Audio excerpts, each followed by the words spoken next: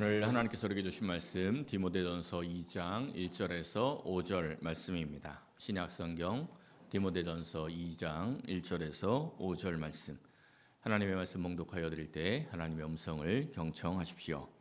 그러므로 내가 첫째로 권하노니 모든 사람을 위하여 간구와 기도와 도구와 감사를 하되 임금들과 높은 지위에 있는 모든 사람을 위하여 하라. 이는 우리가 모든 경건과 단정함으로 고요하고 평안한 생활을 하려 함이라. 이것이 우리 구주 하나님 앞에 선하고 받으실 만한 것이니 하나님은 모든 사람이 구원을 받으며 진리를 아는 데에 이르기를 원하시느니라. 하나님은 한 분이시요 또 하나님과 사람 사이에 중보자도 한 분이시니 곧 사람이신 그리스도 예수라. 아멘. 요즘 아시안컵이 한참이죠. 어제도 요르단과 경기를 했습니다. 요르단은 충분히 이겨야 하는데 2대2로 이제 겨우 비겨가지고 오늘 아침에 보니까 욕을 많이 먹더라고요. 잘못했다 이런 이야기를 많이 보았습니다. 제가 이제 축구를 직접 하는 건 잘 못해도 축구 보는 건 참 좋아합니다.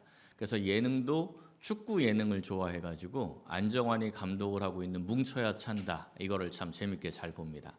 처음 시작을 할 때는 이제 은퇴한 노장 선수들을 주축으로 해서 조기 축구로 시작을 했는데 요즘에는 이제 비인기 종목의 젊은 국가대표 선수들을 데려다가 축구를 합니다. 그러다 보니까 실력이 아주 엄청 늘어가지고 굉장히 잘합니다. 근데 이제 가끔 이 선수들이 어제 우리 국가대표들처럼 패스 미스를 자주 하거나 뭔가 실수를 많이 해가지고 경기를 패배할 때가 있습니다. 그때가 되면 안정환이 혼자 막 궁시렁궁시렁 되는 소리가 있어요. 근데 거의 비슷한 말을 합니다. 무슨 이야기를 하냐면 기본이 안 되어 있는데 전술을 어떻게 해? 이런 이야기를 합니다. 자주 그 얘기를 해요.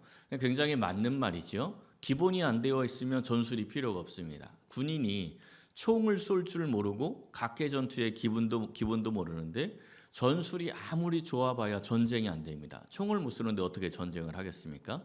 전쟁이든 스포츠든 공부든 다 전부 기본기가 중요합니다. 기본이 있어야 뭘 해도 하는 거죠. 우리의 신앙도 역시 마찬가지입니다. 우리의 신앙도 기본이 있어야 뭘 할 수가 있는 겁니다. 우리가 지난주에 나눈 말씀, 내게 맡겨진 사명이라는 말씀으로 함께 주님 주신 말씀을 나누었습니다. 우리 주님께서 주신, 우리 소망이신 예수님께서 주신 그 사명을 잘 감당하자. 그리고 믿음의 선한 싸움을 싸우자. 이러한 말씀 우리가 함께 나누었는데 이 믿음의 선한 싸움을 싸우기 위해서는 영적인 기본기, 이 신앙의 기본기가 있어야 하는 겁니다. 오늘 말씀은 이 영적 전쟁을 위한 가장 기본적인 준비에 대해서 말씀을 해주고 있습니다. 사랑하는 성도 여러분, 오늘 이 말씀을 참고하면서 믿음의 선한 싸움에서 승리할 지혜와 믿음을 얻으시기를 예수님의 이름으로 간절히 축원합니다. 첫 번째는 기도해야 합니다. 우리 본문 시작 1절을 보세요. 첫 단어가 뭡니까? 그러므로 이렇게 시작을 하죠. 그러므로 내가 첫째로 권한다 이렇게 말씀을 시작을 해요. 지난주 함께 나눈 말씀 1장을 보면 1장 맨 마지막에 영적 전쟁에 실패를 하고 믿음에 파선한 사람 두 사람의 이름이 나옵니다. 영적 전쟁에 실패하고 믿음에 파선한 사람의 이름을 소개한 다음에 그러므로 이렇게 시작을 하는 거예요. 그러니까 지난주와 연결해서 생각을 해보면 영적 전쟁에 실패하지 않기 위해서 우리가 첫 번째 해야 할 것은 이렇게 연결을 해서 말씀을 볼 수가 있습니다. 자, 이 첫 번째 나오는 내용이 뭐예요? 모든 사람을 위해서 간구와 기도와 도구와 감사를 하라. 이게 첫 번째 내용입니다. 그냥 간단하게 요약을 하면 기도하라. 한마디로 이야기하면 기도하라 이거죠. 영적 전쟁의 가장 중요한 기본, 그것은 기도입니다. 기도는 성도의 기본이죠. 그야말로 신앙의 기본기입니다. 그런데 이 가장 중요한 이 기본기가 잘못되어 있는 사람들이 참 많습니다. 기본기가 잘못되어 있으면 이 성장이 참 어렵습니다. 저도 이 탁구를 야매라고 하죠. 야매로 배웠습니다. 기본기가 하나도 없어요. 그래도 제법 탁구를 잘 치지만 기본기가 없으니까 어느 일정 수준을 넘어서지 못합니다. 기본기를 가지고 배운 사람들하고 하면 게임이 안 돼요. 그냥 기본기를 잘 다져야 신앙도 성장을 할 수가 있는 거죠. 그러니까 우리의 가장 기본기인 이 기도를 바르게 세우기 위해서 몇 가지 점검할 사항이 있습니다. 첫 번째 점검할 것은 우리 기도의 내용이에요. 내가 무엇을 기도하고 있는지 이 기도의 내용을 잘 점검을 해야 합니다. 기도의 가장 중요한 교본이 뭡니까? 우리 주님께서 우리에게 기도의 교본을 주셨죠. 그걸 뭐라고 불러요? 주기도문. 이 주기도문이 우리 기도의 교본이에요. 우리 예수님께서 우리에게 기도의 교본으로 주기도문을 가르쳐 주신 장이 마태복음 6장인데 마태복음 6장에서 기도에 대해서 쭉 말씀하시고 나서 마지막을 이렇게 끝을 냅니다. 마지막에 이런 말씀이 나와요. 무엇을 먹을까 무엇을 마실까 무엇을 입을까 하지 말라. 왜? 이는 다 이방인이 구하는 것이니까. 근데 이 말씀을 보면 무슨 생각이 드십니까? 무엇을 먹을까 무엇을 마실까 무엇을 입을까 이런 기도하지 마. 이거 이방인이 구하는 거야. 이렇게 말씀하셨는데 이 말씀을 보면 딱 드는 생각이 뭐예요? 그럼 뭐 기도하지? 이런 생각 들지 않으세요? 왜 그럴까요? 우리가 하는 기도가 이게 다죠. 무엇을 먹을까? 무엇을 입을까? 무엇을 마실까? 이게 우리 기도의 내용 전부인데 그거 하지 마. 그 이방인들 기도하는 거야. 이렇게 말씀하시니까 그럼 뭘 기도하라는 거지? 이런 생각이 들어가는 거죠. 그러니까 우리가 열심히 기도하며 살았다고는 하는데 정작 하나님이 뭘 기도하라고 했는지는 관심이 없는 겁니다. 관심이 없으니까 당연히 하나님이 하라는 기도는 하고 있지 않는 거죠. 우리 예수님께서 뭘 기도하라고 지금 말씀하세요? 33절에 보니까 뭘 말씀하십니까? 먼저 그의 나라와 그의 의를 구하라. 그러니까 우리가 기도해야 할 내용은 먼저 그의 나라와 그의 의를 구하는 것입니다. 오늘 본문에서도 모든 사람을 위해서 기도하라 이렇게 이야기했죠. 모든 사람을 위해서 기도하라는 이유가 4절에 보면 나옵니다. 하나님께서 모든 사람이 구원을 받고 진리를 아는 데 이르기를 원하시기 때문에. 그러니까 모든 사람이 구원받아서 하나님 나라 백성이 되기를 원하시니까 너희들은 모든 사람을 위해서 기도해 이렇게 말씀하는 거예요. 결국은 모든 사람을 위해서 기도하는 것은 하나님 나라를 위해서 기도하는 겁니다. 모든 나라를 위해서 기도하는 거죠. 그러니까 우리도 기도할 때 내 기도의 내용이 하나님 나라와 어떤 관계가 있는지 이걸 항상 점검을 해야 합니다. 열심히 기도하는데 하나님 나라랑 아무 관계가 없으면 우리도 이방인이 구하는 이방인의 기도를 하고 있는 겁니다.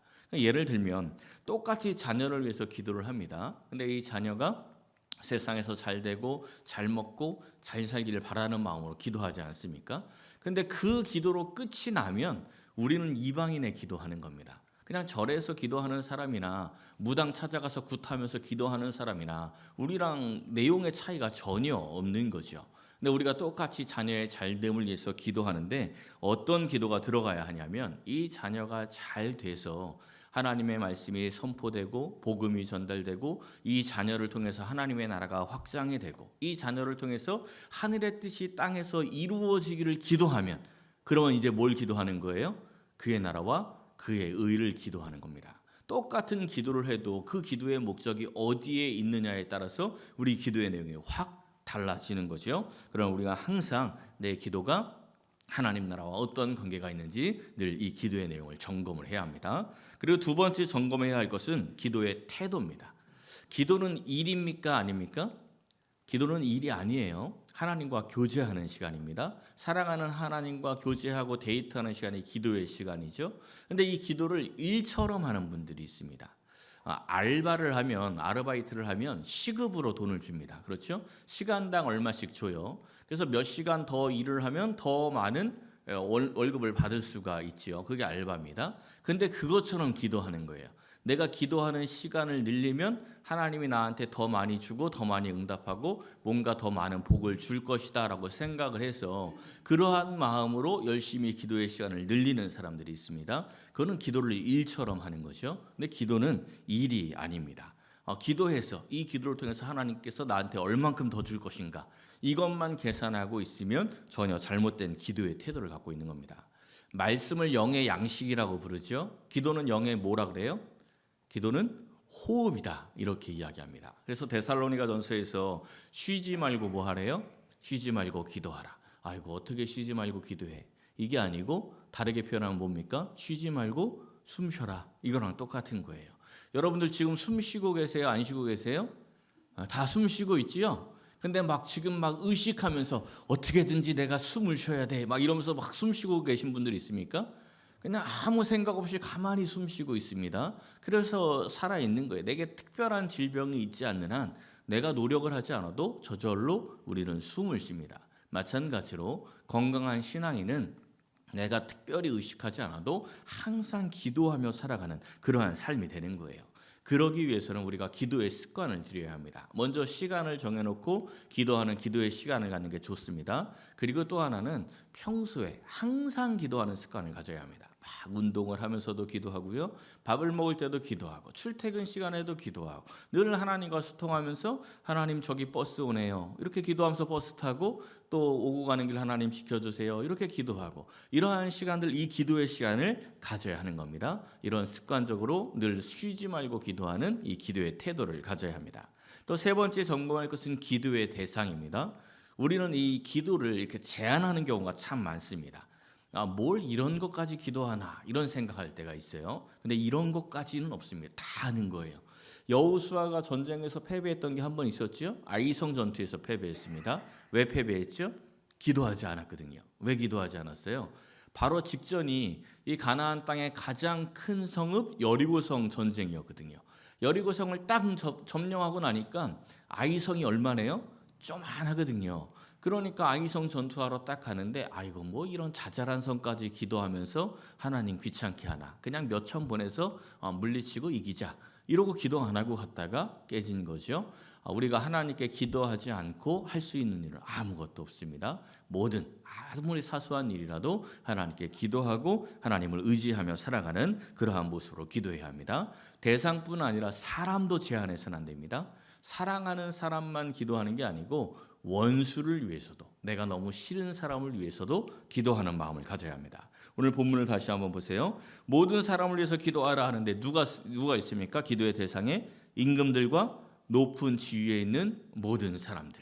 높은 사람들 별로 안 좋아하잖아요. 우리나라도 항상 별로 좋아하지 않습니다. 누구나 다 좋아하지 않아요. 이쪽이 좋아하면 이쪽은 싫어하죠. 그런데 내가 좋아하든 싫어하든 그 모든 사람을 위해서 기도하라는 겁니다.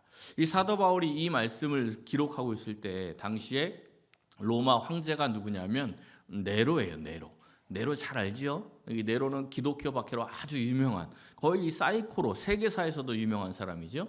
근데 그 네로가 황제이던 시절인데 그 임금을 위해서 기도하라 이렇게 말씀하고 있습니다. 이것이 우리 구주 하나님 앞에서 선하고 받으실 만한 것이다. 그 원수를 위해서도 기도할 때 하나님이 그 기도를 기쁘게 받아주신다 이런 이야기입니다. 또 시간에도 제한을 두면 안 됩니다. 오랜 시간 응답이 없다고 해서 포기해서는 안 됩니다. 낙심하지 말고 끝까지 기도하는 겁니다. 때로는 우리의 기도가 잘못됐을 때도 있어요. 그러면 우리가 낙심하지 말고 끝까지 기도하면 하나님께서 성령을 통하여 우리의 잘못된 기도의 방향을 전환해 줍니다. 그러니까 우리는 무조건 끝까지 인내하며 기도하는 겁니다. 그리고 마지막 점검할 것은 우선순위예요. 우리의 기도가 우선순위에 있는지를 항상 점검해야 합니다. 기도를 다른 것하고 바꿔서는 안 돼요. 저도 이제 가끔 하는 실수가 바로 이런 실수입니다. 설교를 준비하고 또 때로는 외부에 강의를 나가거나 또 이제 때로는 외부에 원고를 쓸 때가 많이 있는데 이게 이제 겹칠 때가 있어요. 같이 막 외부에 이번 주에 설교도 해야 되고 강의도 나가야 되고 또 원고도 써서 이제 보내야 되고 이럴 때가 있단 말이죠. 그럼 굉장히 바쁩니다. 그럼 막 일에 집중하다 보면은 내가 정해놓은 그 기도의 시간을 놓칠 때가 있습니다. 그럼 한참 하다 보면 그 시간이 지난 거예요.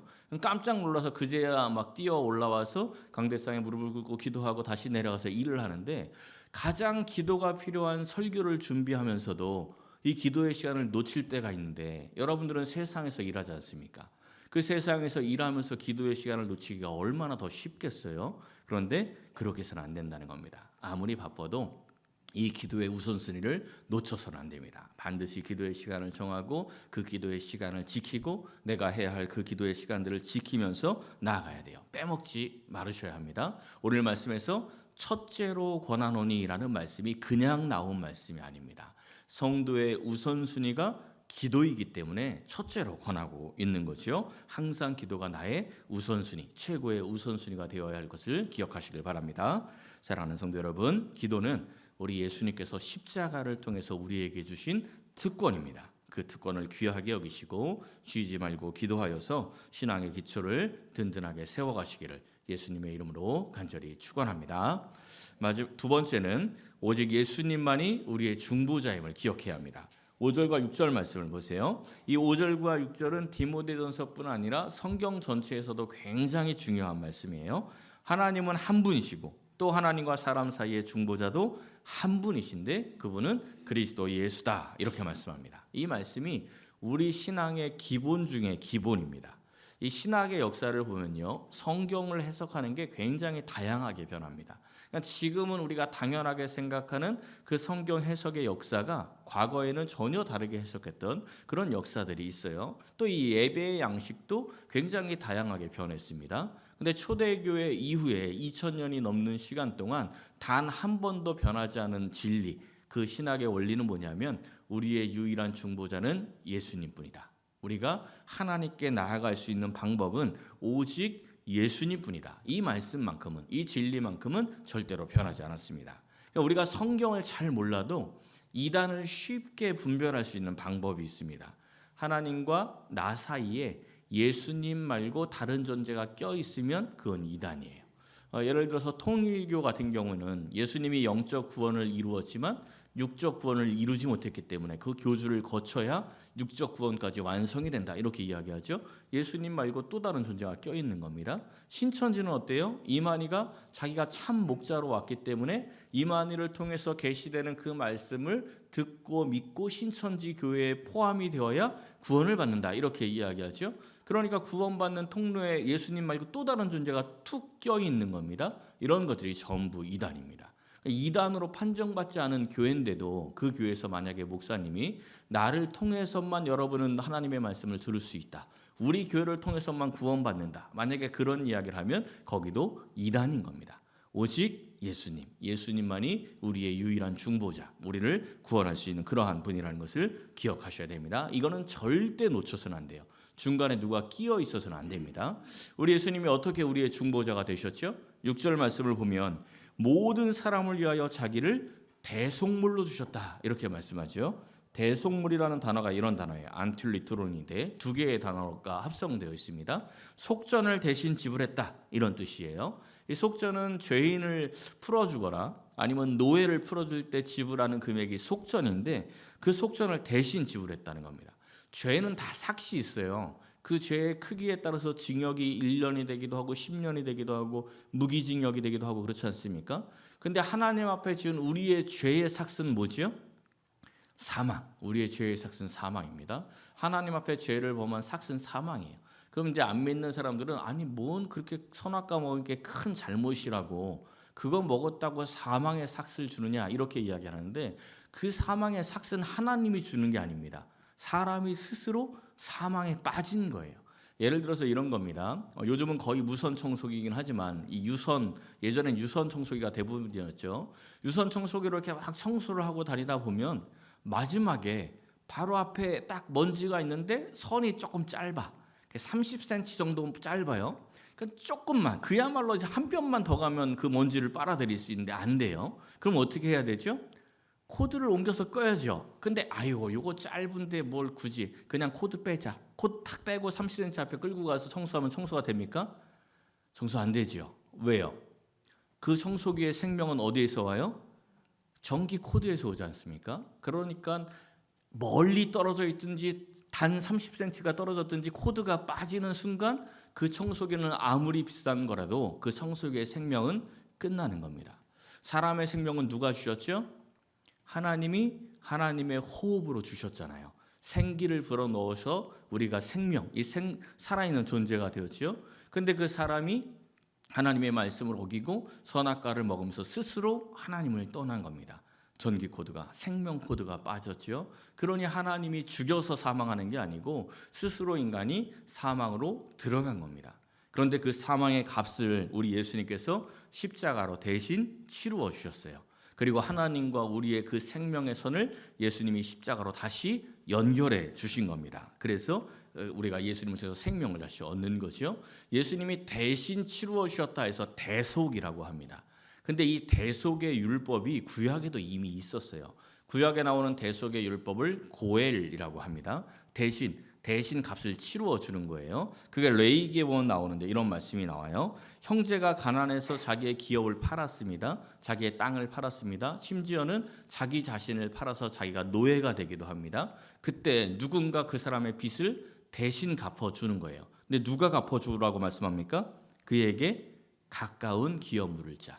가장 가까운 친척이 대신 빚을 갚아줘서 그 사람의 신분을 회복시켜 주는 거예요. 이게 이제 룻기에도 보면 나오죠. 나오미 집안의 그 빚을 누가 갚아줬어요? 보아스가 갚아주잖아요. 근데 보아스가 그냥 갚아주는 게 아니고 더 가까운 친척이 있었어요. 그 친척한테 네가 이 사람들의 빚 갚아줄래? 했더니 그 사람이 아우 나 손해보기 싫어 안 갚을래. 이랬더니 보아스가 그러면 내가 제일 가까운 사람이 되니 내가 갚을게 하고 이것을 갚아주죠. 우리 예수님께서 우리의 죄의 삭신 그 사망을 지불해 주셨습니다.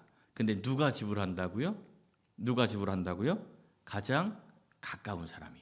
그러니 예수님이 나의 생명을 위해서 자신의 생명을 주시고 우리의 죄를 속전시켜 주셨으니 예수님이 나를 어떻게 생각한다는 겁니까? 가장 가깝게. 예수님이 나를 가장 가깝게 생각하시고 가장 가깝게 사랑하는 마음으로 자신의 생명을 우리를 위하여 던져주신 겁니다. 사랑하는 성도 여러분, 유일한 중보자이신 그 예수님의 사랑을 깨닫고 예수 안에서 참된 생명과 자유를 찾고 누리시기를 예수님의 이름으로 간절히 축원합니다. 마지막은 연약한 부분을 보완해야 합니다. 이 8절부터의 말씀은 참 논란이 좀 많은 말씀입니다. 특히 이제 요즘같이 여성 신학이 강세를 띠는 이 시대에는 더 논란이 좀 많아요. 남자들에게는 분노와 다툼이 없이 거룩한 손을 들어서 기도하기를 원한다 이렇게 말씀을 하고요. 여자들에게는 단정하게 옷을 입고 소박함과 정절로 자기를 단장하라 이런 내용이 나옵니다. 근데 여기까지는 괜찮은데 11절 이후에 보면 여자는 일체 순종함으로 조용히 배워야 하고 여자가 가르치는 것과 남자를 주관하는 것을 허락하지 않으니 오직 조용하라 이렇게 말씀을 합니다. 그러니까 이게 이제 좀 여성들은 좀 불편해지는 거죠. 지금 이 시대 이 말씀을 볼 때 불편한 마음이 드는 것은 성경이 남녀를 차별하네 이런 마음이 드니까 좀 불편한 마음이 드는 겁니다. 근데 초대교회 때 이 말씀을 이 성경을 처음 읽는 사람들은 우리랑 정반대의 생각을 합니다.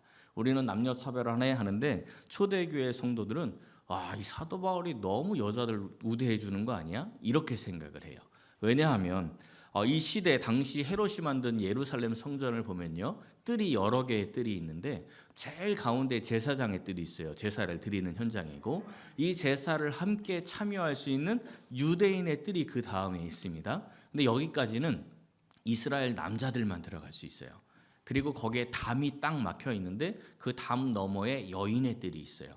여인들은 예배조차 참석을 할 수가 없어요. 이때 당시에 성전이에요.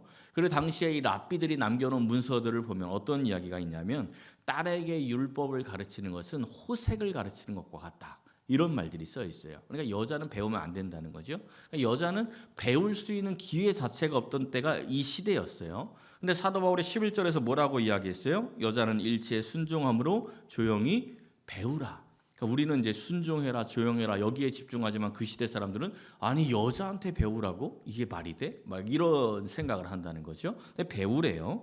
이 당시에 이 말씀이 이 사도 바울이 이 말씀뿐 아니라 다양한 곳에서 여성들에 대한 이야기를 많이 했는데요. 고린도전서 11장에는 이런 말씀을 했어요. 주 안에는 남자 없이 여자만 있지 않고 여자 없이 남자만 있지 않다. 모든 것은 하나님에게서 났다. 남자나 여자나 다 하나님에게서 났어. 똑같은 존재야. 이렇게 이야기했어요. 또 갈라디아 3장 28절에 이런 말씀을 합니다. 남자나 여자나 다 그리스도 예수 안에서 하나다. 정말 남녀 차별이 심하던 시대의 사도 바울의 이 말씀은 굉장히 파격적인 말씀입니다. 근데 갑자기 디모데서에 와서 여자들은 다 짜그러져 이렇게 이야기하면 굉장히 이상해지잖아요. 그러니까 좀 다른 이야기입니다. 사실 이 디모데서의 말씀은 에베소 교회가 당면했던 문제를 해결하기 위해서 이 에베소 교회에게 특별히 주신 메시지입니다. 그러니까 이 말씀을 통해서 우리가 봐야 할 것은 남자는 남자에게 주신 말씀, 여자는 여자에게 주신 말씀을 보는 게 아니고 각자에게 있는 자신의 연약한 부분을 보완하는 말씀으로 보아야 되는 겁니다. 남자에게 주신 그 말씀이 내게 부족하면 여자들도 그 말씀을 받아들이는 것이고 여자에게 주신 말씀이 내게 부족하면 남자들도 그 말씀을 내게 주신 말씀으로 받아들여야 한다라는 거예요. 자, 먼저 남자들에게 주신 말씀을 보세요. 8절을 보니까 남자들이 분노와 다툼이 없이 거룩한 손을 들어 기도하기를 원한다. 왜 이런 말씀을 줬을까요? 에베소 교회의 남자들이 맨날 분노하고 다투고 있고 기도는 안 하니까. 그러니까 니네 그만 좀 싸우고 좀 기도 좀 해라. 기도를 통해서 바르게 서라. 이런 말씀을 하는 겁니다. 근데 예나 지금이나 이 특징이 교회의 특징은 비슷해요. 예나 지금이나 남자들은 분노와 다툼을 주로 맡아서 합니다. 그 기도하는 자리에는 별로 없어요. 그래서 다툼이 많은 교회들 가보면은 대부분 회의 시간에 막 큰 소리 치고 싸우는 사람들은 거의 90% 이상이 남자들입니다. 여자들은 막 큰 소리 치면서 싸우는 일들이 별로 없어요. 그럼 예배소 교회도 그랬다는 거죠. 그러니까 그렇게 싸우는 사람들은 좀 제발 그만 싸우고 기도해서 자기의 영적인 상태를 좀 점검해라, 이런 말씀을 하는 거죠. 여자들에 대한 말씀이 또 크게 두 가지가 나오는데 9절과 10절을 보면 먼저 단장하라는 말씀이 나와요. 여자들은 단장해라. 이 말씀을 여자들은 화장하고 다녀야 돼, 여자들은 꾸며야 돼, 이렇게 받아들이시면 안 됩니다. 오히려 정반대의 말씀이에요. 세상 사람들이 외모 단장하고 살아가지만 믿는 사람들은 외모 단장하는 게 중요한 게 아니고 자기의 속사람을 단장해야 한다, 이 말씀을 여기서 지금 하고 있는 겁니다. 이 외모를 금붙이나 진주 값비싼 옷으로 하지 말라, 이런 말씀도 나오고 있어요. 지금 디모데가 목회하고 있는 교회가 에베소 교회입니다. 에베소 교회인데 사도행전 19장에 보면은 에베소 사람들이 이 사도 바울이 에베소 교회를 세울 때 이 에베소 사람들이 사도 바울을 잡기 위해서 완전 대소동이 한번 일어납니다. 2시간 동안 막 소리를 지르면서 도시를 휘젓고 다니는데 그때 이 사람들이 질렀던 소리가 에베소 사람의 아데미여, 이거예요. 에베소 사람의 아데미. 이거 왜 이렇게 소리를 지르냐면 에베소 사람들이 섬기는 신이 아데미 신이에요. 그러니까 에베소의 아데미 여신의 신전이 크게 있었습니다. 아데미가 누구냐면 그리스 신화에 보면 아르테미스 여신 나오죠. 그 아르테미스가 아데미예요. 로마 신화에서는 이름이 좀 바뀌었죠. 다이아나 여신이 바로 이 아데미입니다. 그러니까 여신을 섬기는 그 신전에 여사제들이 있죠. 이 여사제들이 온갖 금붙이와 진주와 값비싼 옷으로 자기를 치장을 합니다. 지금 우리들은 그 사람들을 신전 창기다 이렇게 좀 낮게 부르지만 그 시대 사람들에게 그 여신전에 있는 그 여사제들이 어떤 느낌이냐면 요즘으로 이야기하면 인플루언서들이에요. 연예인들. 그 연예인들 막 입는 옷 완판 막 이러잖아요. 이효리가 입고 나왔으면 완판 막 이러잖아요. 그것처럼 에베소 신전에 있는 여사제들이 뭔가 어떤 귀걸이하면 완판 되는 거예요. 막 그거 여자들이 다 따라서 그거 똑같이 하고 막 예쁘게 하고 다니고 막 이러는 거죠. 그러니까 세상 유행에 막 민감한 거예요. 그래서 이 사도 바울이 지금 에베소 교회 성도들에게 에베소 교회 여자 성도들아, 우상 숭배하는 그 신전 그 여사제들 그런 거 따라하지 마. 세상 따라하지 말고, 세상 사람들은 그런 거 따라하지만 우상 숭배하는 그런 모습 따라하지만 너희들은 그런 거 따라하지 말고 속마음을 좀 단장해라. 이러한 말씀이 바로 이 말씀인 겁니다. 그리고 두 번째는 배우라는 말씀을 해요. 11절과 12절을 보면 여자는 일체의 순종함으로 조용히 배우라. 여자가 가르치는 것, 남자 주관하는 거 허락하지 않는다. 이 말씀 때문에 지금도 여자에게는 목사 안수를 주지 않는 교단이 있습니다. 이제 장로 교단이라는 이름으로 여러 교단들이 있는데 장로 교단 가운데 여성들에게는 목사 안수를 주지 않습니다. 왜냐하면 성경이 그렇게 이야기한다는 거예요. 여자는 가르치면 안 되고 남자를 주관하지 말라고 했으니 그러면 안 된다, 이렇게 이야기를 합니다. 그런데 그렇게 보면 안 됩니다. 성경은 아주 다양한 이야기들이 있어요. 한쪽에 단편적으로 자기가 원하는 말씀만 딱 받아들여서 여기서 이렇게 이야기하니까 이거야 이러면 그게 이제 이단으로 가는 지름길입니다. 성경에 보면 다양한 이야기들이 나와요. 사사 시대에 여성 사사 드보라가 있습니다. 사사는 거의 왕의 역할을 하는 사람입니다. 근데 여성 사상 드보라가 이스라엘을 다스리고 남자를 주관하죠. 이 바락을 주관해서 이끌어서 전쟁에 임하게 하지 않습니까? 또 열왕기상 22장에 가보면 요시야 왕 때 성전을 수리를 하다가 율법책이 발견이 돼요. 얼마나 율법책을 안 읽었는지 율법책이 없어졌어요. 그러다가 성전 청소를 하다가 율법책이 발견된 거예요. 마치 여러분들이 집에서 대청소하다가 성경이 숨어있는 성경이 발견되는 거랑 비슷한 거죠. 얼마나 성경을 안 읽었는지. 근데 그때 성경을 딱 꺼내왔을 때 아무도 그 말씀이 뭔 말씀인지 몰라요. 그 성경을 해석해 준 사람이 누구냐면 여선지자 훌다예요. 여자가 그 말씀 해석하고 제사장을 가르치거든요. 그러니까 여자는 가르치면 안 돼, 말씀이 써 있어, 이렇게 되면 그건 성경을 잘못 보고 있는 거죠. 그래서 사도 바울이 왜 이런 말씀을 합니까? 13절과 14절에 보면 그런 이야기가 나와요. 아담이 유혹에 빠진 게 아니고 하와가 유혹에 빠져서 선악과를 먹었어, 이런 이야기가 나옵니다. 이것도 역시 여자 때문에 죄에 빠졌다 이런 이야기가 아닙니다. 왜냐하면 로마서에 가보면 아담 때문에 죄에 빠졌다고 이야기를 하거든요. 그러니까 이 말씀도 에베소 교회 상황에 맞춰서 지금 사도 바울이 설교를 하고 있는 거예요. 당시 에베소 교회에 거짓 선지자들이 나타났습니다. 이 초대교회의 거짓 선지자들이 굉장히 득세를 했는데 그 거짓 선지자들의 메시지에 여성 성도들이 혹가닥 자꾸 넘어가는 거예요. 자꾸 넘어가는 거예요. 그 거짓 선지자의 메시지를 막 듣고는 어떻게 하냐면 교회를 막 어지럽힙니다.